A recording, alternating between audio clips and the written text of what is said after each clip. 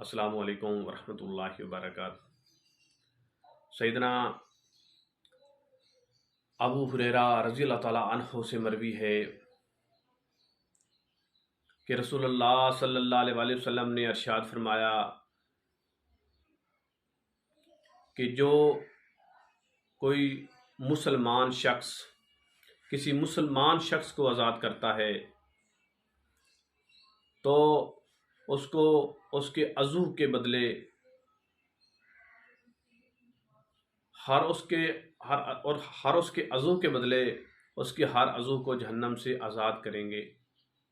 یعنی اس حدیث کے اندر کہ جو مسلمان شخص کسی مسلمان شخص کو آزاد کرتا ہے تو غلام کے تمام اعضاؤں کے بدلے، تمام اعضاء، ہاتھ، پاؤں اور جسم کے سارے اعضاء کے بدلے اللہ تعالیٰ جو مسلمان جس نے آزاد کیا ہے اس کے تمام اعضاء کو جہنم سے آزاد کر دیں گے۔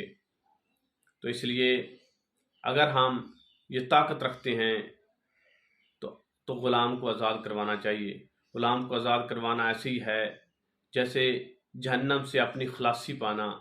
اللہ سے دعا ہے اللہ ہمیں یہ نیکی کے کام کرنے کی توفیق عطا فرمائے۔ السلام علیکم ورحمۃ اللہ وبرکاتہ۔